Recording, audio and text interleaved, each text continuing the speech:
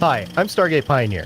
And I'm Steven Jondrew, and we're from Better Podcasting, a proud member of the Gonna Geek Network. Just like the show you're listening to now. The opinions expressed are those of the individual host. Check out all the other podcasts at GonnaGeekNetwork.com. And get ready, because geekiness begins in 3, 2, 1. You are listening to the Starling Tribune, a podcast dedicated to the Arrow TV show. I am the Green Arrow. This podcast is not produced or maintained by the CW, Warner Brothers Television, CTV, or DC Comics. All characters, situations, and stories are the properties of Time Warner. I am the Oracle, and this is your Tribune. Welcome back to Earth 2's favorite newspaper. We call it the Starling Tribune. I am the chief editor tonight. My name is SP, and your other award-winning reporters for this episode number 219 of the Starling Tribune are Chris. Typical Green Arrow move. Welcome back to the podcast, Chris, and happy birthday. Why, thank you, sir. And Michelle. I miss good old days when bomb could be turned off by computer far away in dark warehouse. I miss the Russian accent, too. This podcast is recorded on Tuesday. That's right, Tuesday. It's a special night. November 20th, 2018, live on www.geeks.live. That's right, and this evening we'll be discussing the most recent episode of Arrow, as well as news, interviews, articles, and announcements that have dropped in the last week that could and very well will impact future episodes of Arrow, as well as the greater CW DC television universe. I don't know. We'll go with that. That includes The Flash, Supergirl, Legends of Tomorrow, Constantine, The Ray, Black Lightning, maybe Batwoman. God knows what else they're going to add. There's so much stuff now. If you're new to the show, thank you for searching us out on the internet and joining us. After the show, you can check out our content at GonnaGeek.com, where you can also find other geeky videos, podcasts, and articles. Thanks, guys. Michelle, I think it's time to get into this week's episode of Arrow, so why don't you break it down for us? Sure thing. This episode is called Due Process. It's Season 7, Episode 6. It aired Monday, November 19th, 2018. It was directed by Kristen Wendell. Credits include 3 Arrow, 1 Legends, and 1 Blind Spot. Written by Sarah Talkoff. Credits include 9 episodes of Arrow and 1 Witches of East End. And Tanya Kong, whose credits include 2 Arrow and 1 Daredevil. What a great team. Now, normally this is the time in the show where we go over the ratings for all the shows for the week. But since we're recording on Tuesday, not all the ratings are in. So we're not going to go through them. But I need you guys to make a guess. So last year, Arrow was on Thursdays, and they decided to air the night of the United States of America's Thanksgiving Day. Kind of an oddball move. We all thought about it at the time. They received really pitiful, low live ratings, and they gained some back. Do you guys think that this week, since they're on a Monday during the same holiday week, that they will get more ratings or live ratings, or less, or stay the same? What do you think, Chris? I think it's probably going to stay about the same because this airs on a Monday. Thanksgiving week of Monday, that's pretty much regular business, at least for most people I'm around. They don't start taking leave until like Wednesday, Thursday time frame. But do you think it's going to be more than the ratings last year during the same week, or less? More than last year, definitely. I mean, in comparison to the ratings we've had this year, I think it stays the same for this year, but definitely more than last year because they're not going up against Thanksgiving and 3 different NFL games. That's right. 3. 3. We're up to 3 now. Yeah. Michelle, what do you think? Same? Yes. I think we're going to get the 1 million mark right around in there. Okay. So better than last year, because last year on Thanksgiving Day, it was less. Okay. So that's our predictions. We'll see what happens next week. In the meantime, let's get back to this particular episode. We start off all our discussions on the episode about the overall theme, and we love to equate it back to the title of the episode, which is Due Process. So, Michelle, how would you equate the overall theme to the title? Well, I got a couple ideas. First, we have Laurel going to court to help Oliver. Laurel actually trying to do the DA thing. And then Stanley isn't actually given due process because he's just automatically accused of killing the guard and they just throw him in the hole without any sort of, I don't know, trial or questioning or anything. They just toss him in the hole. So that's what I got. All right. We need to talk about Stanley later on in this episode, whether that's here nor there. It's one of the last scenes of the episode. So let's talk about it now. Stanley, he is accused of killing one of the guards. He goes into the hole. Oliver tries to acquit him. He seemingly does because he finds a knife with somebody else's fingerprints on them. Somebody else is accused now of the murder. Now Stanley comes out of the hole and he knows whose prints were on the knife, and Oliver is now suspicious. I think our suspicions grow of our little friend Stanley. Just a little shady. Just a little. Yeah, he comes out and he's like, yeah, those were, Turner's fingerprints on it. They got him. And then he tries to cover it up like, oh, I must have overheard it somewhere. And Oliver plays it like real cool, because here's Oliver going in and looking in the shower, finding the little hidey hole and such. So now and we've been trying to see what Stanley's angle is, if he's a Diaz plant or if he's something else. So, why do we think Stanley would go through that? First, do we think he actually murdered the guard? Do we think he was trying to frame Turner? Or is he just trying to make Oliver feel good about himself? I think he is connected to Diaz in some way, shape, or form and is playing the role in which Diaz told him to play. Second that. I think he was put in there for the long term. Matter of fact, I think our friend Anatoly was actually put in there for the long term. It was an interesting torture scene with Anatoly because he was indeed tortured and burned somehow. Like the dragon likes to burn people, apparently. And Anatoly ends up in the good graces of the team, and he ends up helping out the team at the end.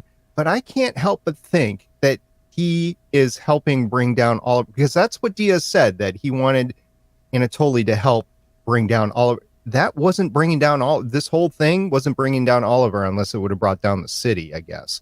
So I have my suspicions, and Anatoly is still in play just as well as Stanley is.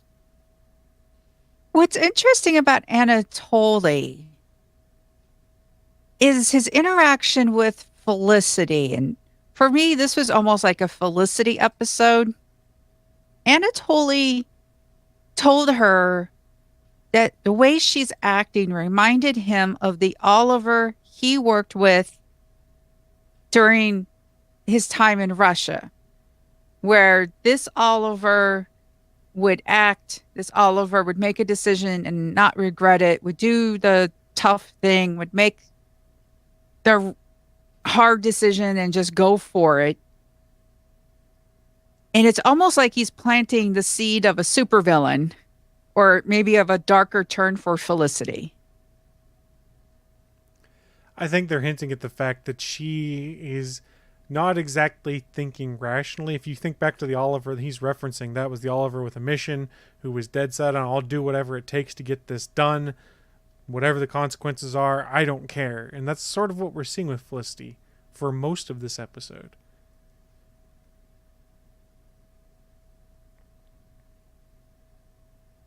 Yeah, we're sure seeing a Felicity. This has been growing, and it's been a constant thing that I've been saying. I don't think it's isolated to just this episode, but she definitely, the writers definitely pinned her in a hole this episode of being kind of the maniacal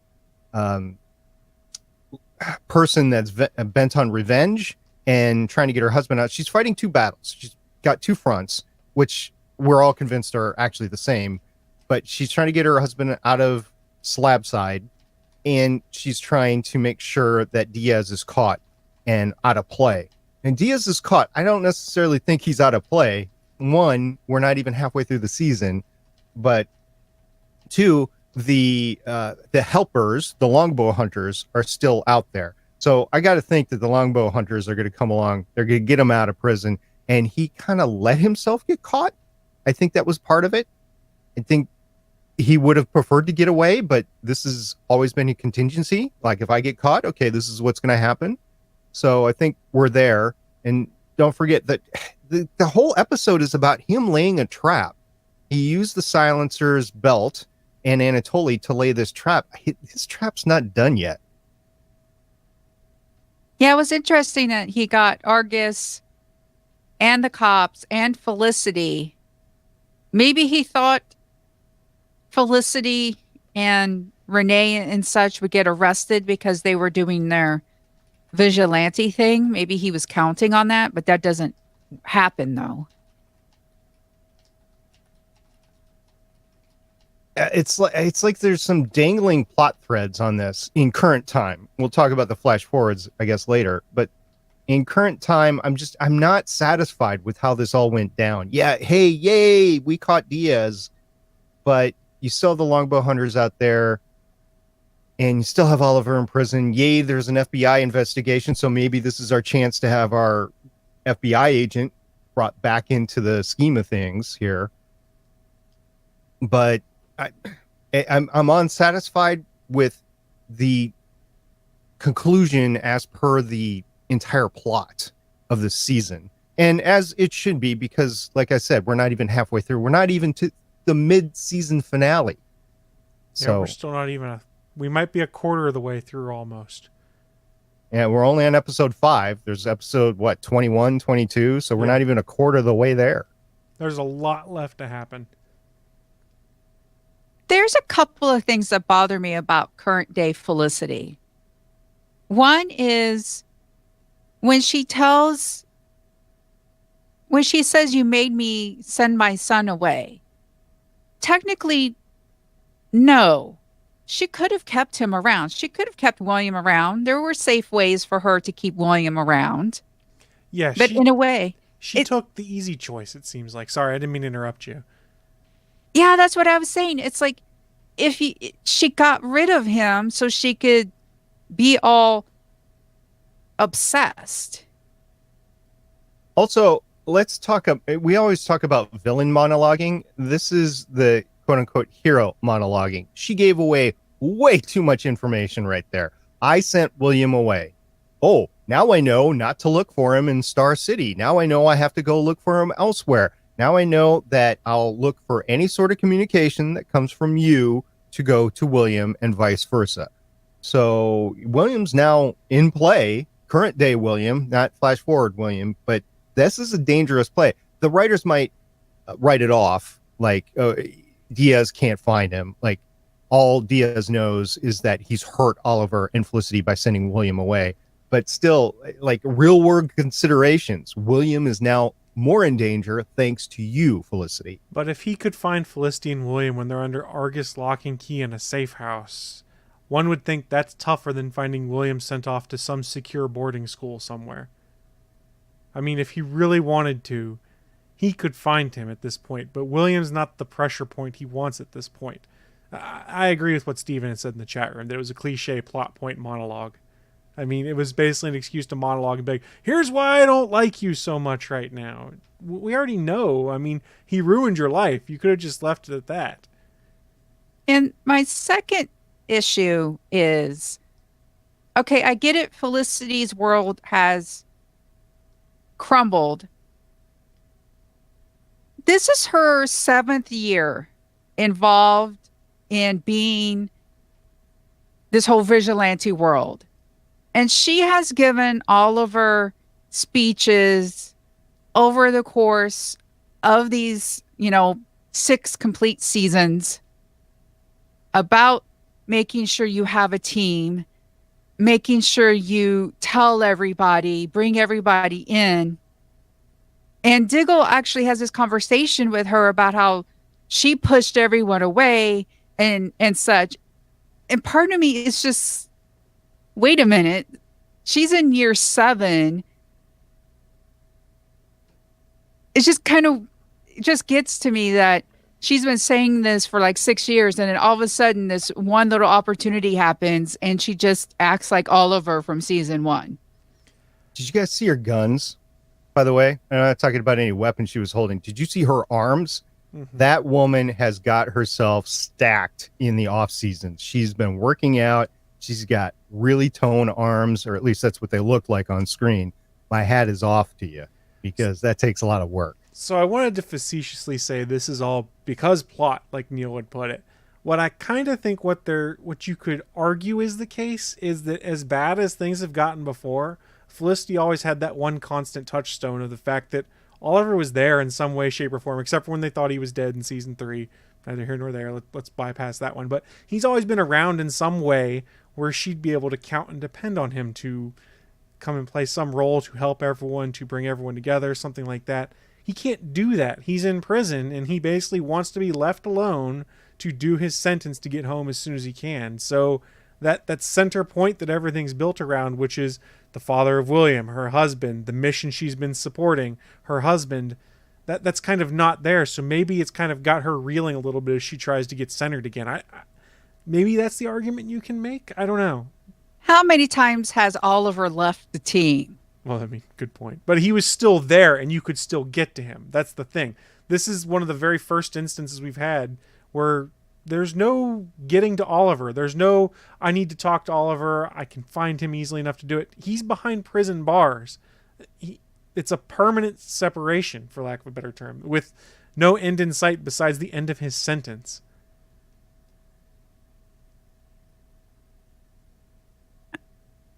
I know. It's just kind of, I don't know. It just got to me that the way she's acting, I get it. I mean, that does say, I guess, something about her that she's made her life all about Oliver.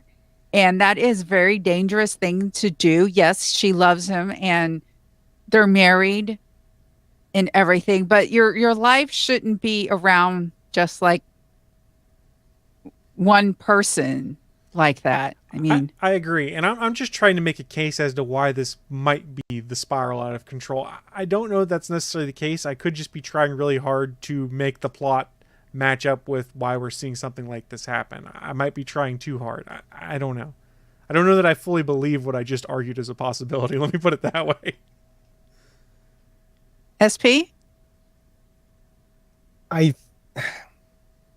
see the whole Felicity thing right now is really difficult to put in perspective because she has been forced into a corner by the writers of having everything stripped from her, and she was told a certain thing by the authorities and that didn't come true. So she's been rebelling against the fact that all this has been forced on her. None of the choices have been hers, by the way. And she just wants her life back. She wants her husband, who she loves so much that she intruded another wedding in order to marry together. And I can kind of see it, but it is really a flip on Felicity. This is not the Felicity in season 1. The character has progressed, but I don't know if it's been a good progression for that character in my eyes. It could be a logical character progression in somebody else, but I want the fun ticka Felicity and not the kind of crazy, I'm going to burn down the world in order to save my husband Felicity. Yeah, so while it might make some sense logically how we got there, you don't necessarily like the current instance we have of Felicity, if I'm understanding correctly. Yes. Yeah, okay. I think that's fair. I don't think they want us to like her at times right now. It's a dangerous road because we've been down it before last year where they didn't want us to like Renee. Well, was it Renee or was it original? They didn't want us to like the new Team Arrow or other Team Arrow, as we call them. No, they actually wanted us to like them. They wanted it to be a Civil War sort of like, you know, you love Captain America, you love Iron Man. Oh no, this is tough. But it's like, no, we love OTA. Yeah, that's fair. I think they're trying to make Felicity sympathetic to explain what happens in the flash forward, which I want to wait for that in a moment because I want to talk about the other two ladies of Team Felicity, and that is Dinah and Laurel. Laurel actually tries to do her DA thing and argue on behalf of Oliver, and she doesn't succeed. And it's interesting how she reverts back to wanting to just, go after the judge. And then Dinah actually stops Laurel and says, during that hearing, you argued from the heart. Surprise, you've got one. Again, I've been calling it the Black Siren Redemption arc. And it's not complete redemption, because even she says you can't paint me into either box when she was talking to Oliver at the end. And yeah, she's not a great lawyer. Oliver called it. We talked about it last week because it was in the promo, and we kind of knew this was all going to fail. She was kind of painting this picture of, oh, he's done all these great things in prison. Well, yeah, but he's still in prison for a reason. So the only thing that this could help Oliver is redemption for prison. So maybe earlier release date, maybe not a commutation of the prison sentence. But Laurel is in an interesting place. She's obviously anti-Diaz right now and has been for a while. She's the one who threw him off of I was searching for the right verb. Thrown is not correct. Projected him off the roof with her voice, with her sonic feature at the end of last season. I just don't see those two getting back together. However, they could. I mean, like we were saying before, we're not even a quarter way through the season. I could see her going back and forth like one more time, but they're painting her as the better Second Earth Laurel now. And we're following this redemption arc. And I think most of the audience is right there. I think the audience is going to get their change snapped, though, when she does something to go to the other side. Now, this episode, she was saved by Dinah Drake from doing something to that judge. I don't think that's always going to be the case. And then Laurel repays that back with Felicity at the end to get Felicity not to kill Diaz. I think Felicity would have killed Diaz at the end if it wasn't for Laurel. I think she would have pulled the trigger. I don't know if that would have actually killed him, but she would have shot Diaz, and that wouldn't have ended good for anybody, because then she would have been in prison for shooting Diaz, and then Diaz could have gotten out through the hospital, that sort of thing. So I'm glad it didn't happen, but Laurel had every scene with Laurel. You don't know if it's going to be the good Laurel or the bad Laurel right now.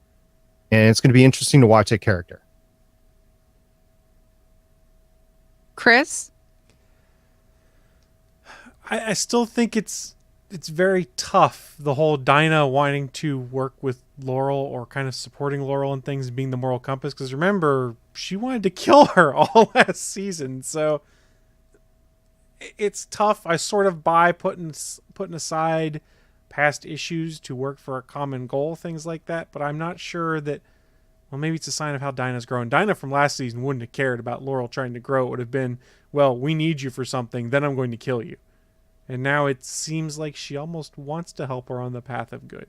Dinah's she's in a particular position herself, because in her real world job as the captain of the SCPD, she needs a functional DA, and Laurel is it right now. So they have to have an actual professional relationship between the two of them. And it's got to be grating her to have that professional relationship, and then have this undertone vigilante personal relationship going on too. So Dinah's handling it way better than I would have thought. Time heals all wounds sort of thing. There is an off season. A lot of people forgetting what happened last season, that Laurel killed Dinah's boyfriend, partner, whatever you want to call him. Boyfriend / partner. I think they were a combination of both. Still, but she had a vendetta. Dinah had a vendetta against Laurel. So yeah, there's that component to it as well. It's a multifaceted thing that they've created in the Arrowverse right here. And it's fun to watch now that they've established the ground rules and we're watching them, but it makes for some head scratching moments. I will say I find this instance of Laurel far more entertaining than Laurel that they killed off in the show. She's more interesting to me, at least. So while I'm not really buying into this whole redemption arc still, and they're giving us the hard sell, the character's at least interesting. Did Katie Cassidy get a new walk? Because I was watching her. Is it a new walk from where she used to be? She's got a purposeful walk now. Well, I mean, it would sort of make sense that you might want to portray the Laurels differently by having a different body language and things like that, because they have very different instances of, very different lives that they've had that would influence things. I mean, you've seen that before with other things where you have one actor portraying multiple characters of the same type. They try to find little subtle things that make them stand out and be different from one another, like Orphan Black, for instance. Or not so subtle if you're talking about Tom Cavanaugh over on The Flash. Right. And Tom Cavanaugh is a really good example, staying in universe. So I think my guess is it's a conscious decision by Katie Cassidy to portray Black Siren a little different from how Laurel was portrayed. But am I crazy? Is she walking differently, or am I just perceiving it differently? I honestly... sorry, Michelle, go ahead. Oh, sorry. Yeah, I actually agree. I mean, Black Siren's got a lot more confidence and just swagger, I guess, than Earth 1 Laurel ever had. Remember, Earth 1 Laurel, it took her a while to just find herself, find her purpose in the superhero world. Yeah, I'd hate to say it, but it's the quintessential CW kind of whiny girl on the show back in season 1. Yeah. Well, one of the things this episode did was show a Felicity who could turn dark. And when we go to the flash forward, we learn more about what happened to Felicity, allegedly. According to Future Dinah, Felicity was murdered about 2 weeks ago. Before that, she had gone underground and started calling herself the Calculator. For those of you who are perhaps new to the show, the Calculator is actually the name of Felicity's father. So her father is actually a villain, reformed, perhaps, questionably. And she goes underground, takes on that name. They find her lair. Looks like there's plans and money to actually level Star City. What did we think about that? I know SP, you've Felicity's kind of been your thing this season. So what do you think about it? Yeah, I got two things. First of all, to start us off. First of all, I don't think she's actually dead. I think that she's still alive. So let's put that in a little box because it really doesn't matter for the rest of this episode. The second thing is I think that Future Dinah and Future Zoe killed her, or think they killed her. So that's how they know that Felicity kind of, quote unquote, died 2 weeks ago. That's an interesting twist, and I can see it happening. Aside from that, I don't think Felicity is bad. I think that they're just portraying this series of events like it appears like she is bad. And I think she's trying to point out that this is a plan that somebody else had and is probably still going to happen, and we need to stop it. The one thing that stops me from going 100% in there, like just 95%, is in their explanation of the plan. When I don't know what we're going to talk, let's just call him Future Team Arrow. When Future Team Arrow gets into the bunker, they mention that Felicity had enough resources to actually, or the funding to carry it out. And that is the one thing that stops me from saying this was actually Felicity, or this is one thing that makes me say this was Felicity's plan all along. And that would kind of hurt for her to go completely that direction. But I just don't think in any iteration of Felicity in Earth 1 that she would be capable of doing it. So that's interesting. Also, the password to get into her lair was awesome. Roy, you go, boy. Yeah, that was pretty cool. I think how they're portraying Felicity in current day combined with what we're seeing in the future day, they really want us to think that she's continued to go over the edge and become more of whatever the cost, I'm going to do it to get things done. I think it's a red herring. All of those explosive plans to think that, oh, Felicity was going to blow up the city. No, she has the plans. That doesn't necessarily mean she created them or had a purpose for them. It very well could be she got them from someone or someone was planning to do that. I think it's too simple for it to be like, oh, Felicity's a villain. Now she's going to blow up the city. I think there's more layers to it. That doesn't necessarily mean that Felicity's 100% innocent in things and isn't making dark and potentially bad decisions. But I don't think she's gone fully around the bend. By the way, back to the password for a second, which was basically Roy Harper shooting arrows into some fake tennis balls. Now we've come full circle. They are fake tennis balls with fake arrows shot by probably a stuntman. But Roy's definitely got an archer stance there, so that's pretty good. But fake arrows, fake tennis balls this time around. So I had noticed this in previous flash forwards. I just noticed it this time. But is it just me, or does Dinah have a scar across her voice box? It certainly looked like when she was talking to Zoe and to William, they showed a shot, and it certainly looked like there was a scar, just a straight line that was across the voice box. So now I'm trying to figure out who tried to mute the canary. And did it work? The lighting made it very difficult to because there was a couple of times where I saw a full shot of her neck, and I was just noticing that there was something wrong with her neck. But the lighting is such that they were all kind of lit up weird, and it kind of looked like a scar on all of their necks. And I don't know if it's there or not. So we'll have to keep looking for that, just like I'm keep looking at the new Green Arrow suit. That's Talk fair. about that I think later. I'm going to go back and look at some screenshots and see if I can't figure it out from earlier episodes after we're done recording. Another thing about the flash forward, William and Zoe, they had like a banter and they talked about knowing each other when they were younger.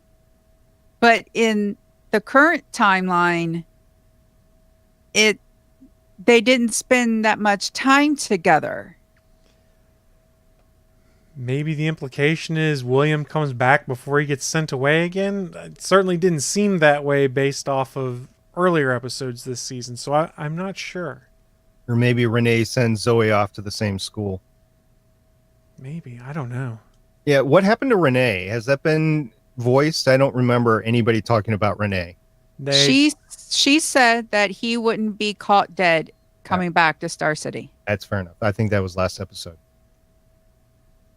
There's some other things in the future. Dinah's actually questioning if they can trust William. We heard something called the Mark of Four, and the name Black Star came up. So they're laying some interesting breadcrumbs in this future storyline. Isn't Black Star Starfire's sister in the comics? I don't know. That might be a good Easter egg. I tried to look up Mark of Four in relationship to DC Comics, and I did not find anything. I don't know about Black Star. I talked about this before. I'm liking the mystery that they're laying out for us in this season. It's the best season since season 1, season 2 with this, and it keeps me interested. I know there's some issues with the flash forward. I know people are saying it's painting them into a corner. I know that we might not think that it's even Earth 1. It could be an alternate Earth or an alternate future. But it's fun trying to piece the puzzle together right now. And that's the point of watching a season of TV. Give me a good mystery that I can get from point A to point B within the one season. And we really didn't get that in seasons 3, 4, 5, and 6 with Arrow. We're really getting it now. So kudos to Beth Schwartz for bringing that back in. Really enjoy it. Well, as we mentioned before, Diaz gets caught and the fake Green Arrow gets credit for it, even though it was a joint effort. Now, Chris, you said you had some more ideas about this new Green Arrow. So maybe it's just because I've been watching trailers for the crossover, but I did notice when the new Green Arrow, the fake Green Arrow, is sparring with Diaz, he's not exactly tall and huge like Oliver Queen. So I started thinking, I wonder if this is Elseworlds Oliver Queen, a.k.a. Barry Allen, and this is setting up the crossover by somehow having Elseworld Green Arrow in our world.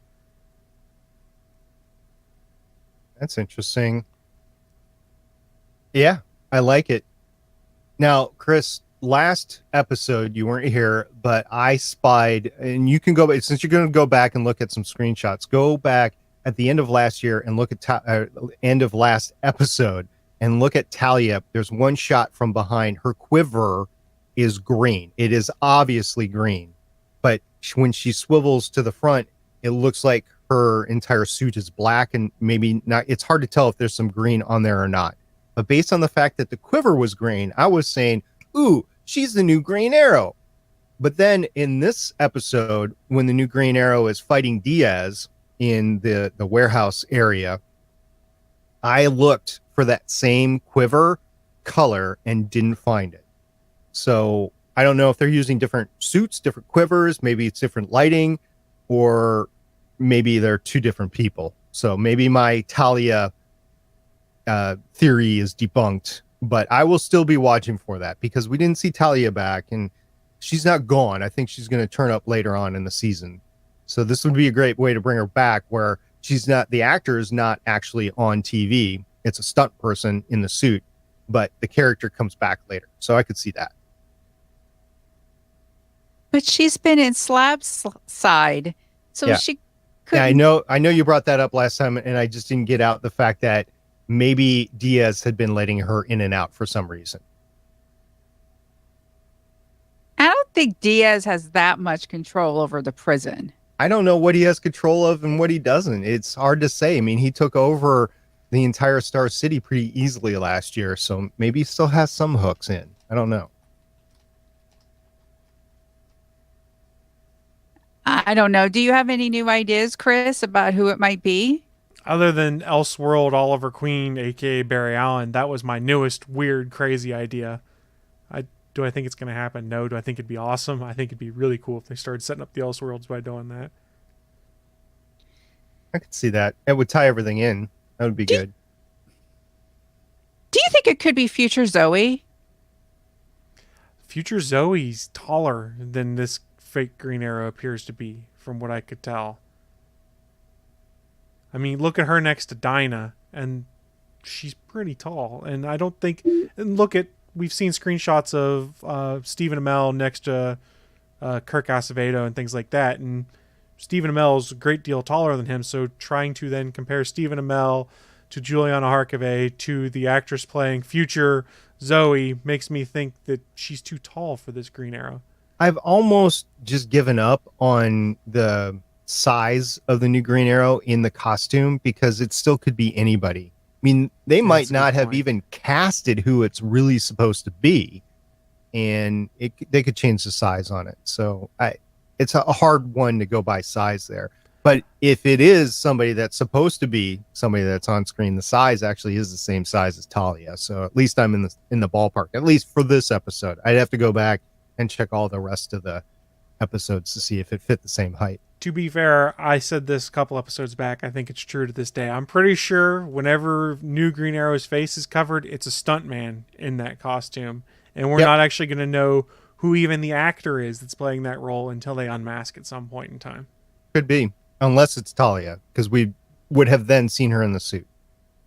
Yeah. But I kind of like the idea that perhaps it's maybe future Zoe. And that just came to me right now. So, Chris, is there anything else you want to talk about with the episode? I don't have anything that I can think of, no. SP?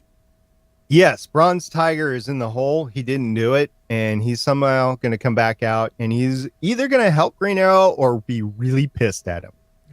Based off the preview for next week's episode, there's going to be a lot of people that are pissed at the Green Arrow next week. Indeed. Well, that takes care of this episode. Next week, we have the Slab Side Redemption. It is Season 7, Episode 7. It will air Monday, November 26, 2018. Oliver makes a choice that will affect his entire life, as well as the lives of everyone he cares about. Directed by one of our favorites, James Banford, and was written by Jill Blankenship and Rebecca Bellato. A trio I can't wait to see.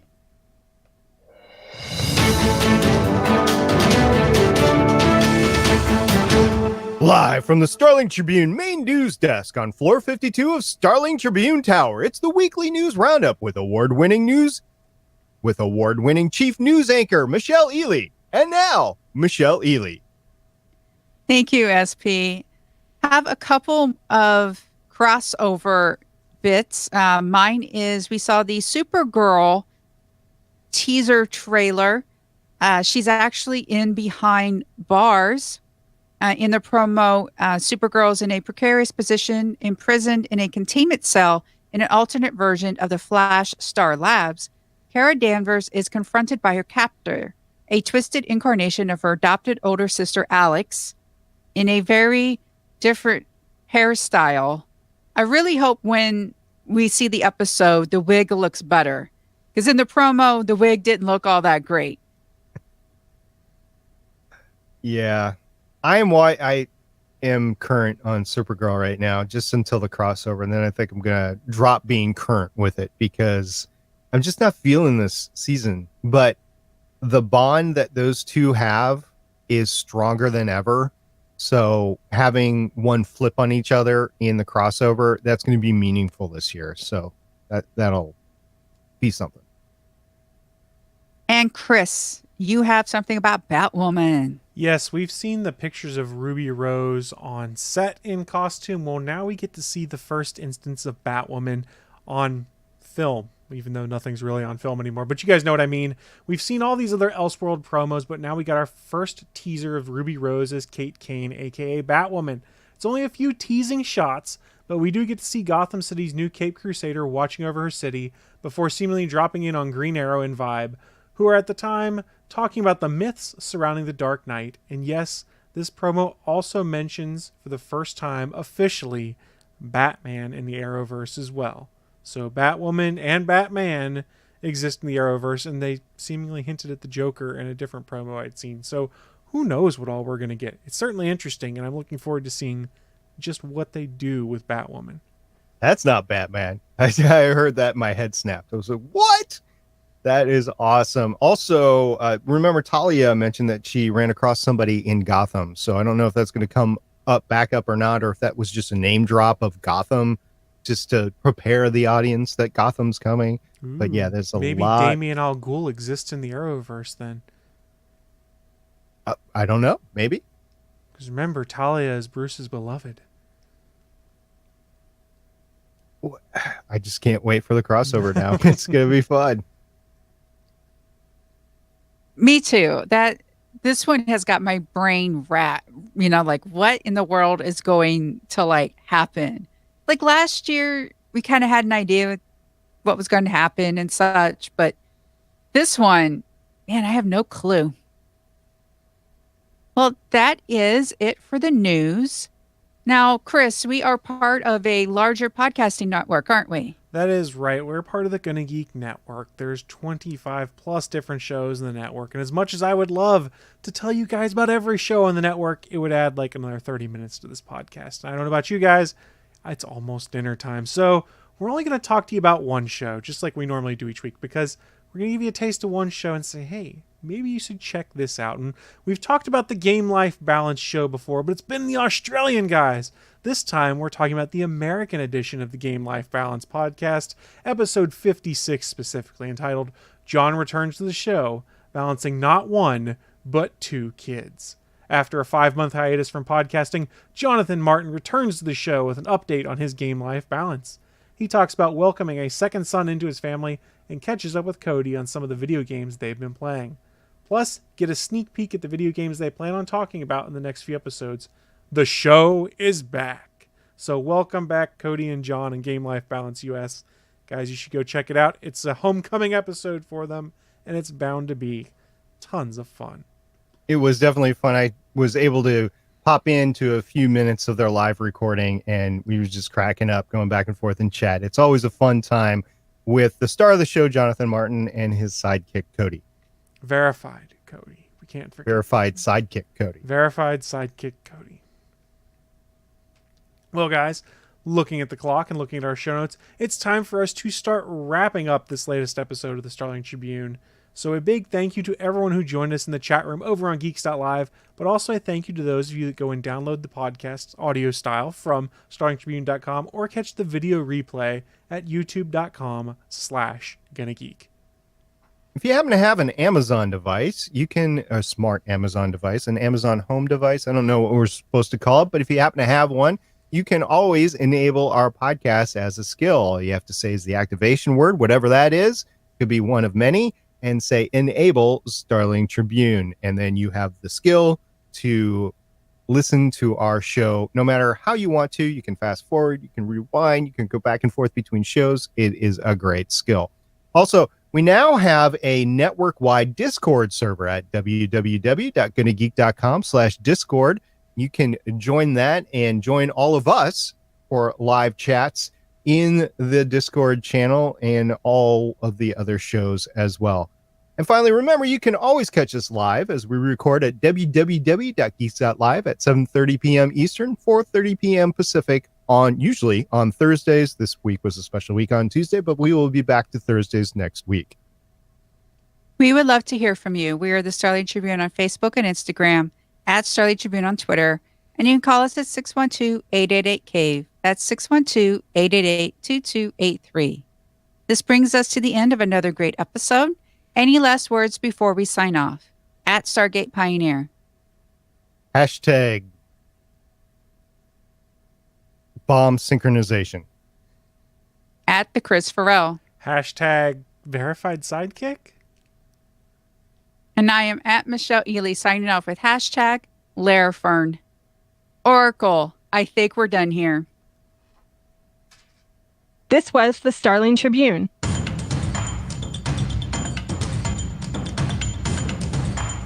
You can leave us feedback at gonnageek.com or check out our archive at starlingtribune.com. Visit gonnageek.com for more podcasts. Music by Kevin MacLeod can be found at incompetech.com. This podcast is not produced or maintained by the CW, Warner Brothers Television, CTV, or DC Comics. All characters, stories, and situations are the property of Time Warner. No infringement is intended. We will see you for the next episode of CW's Arrow.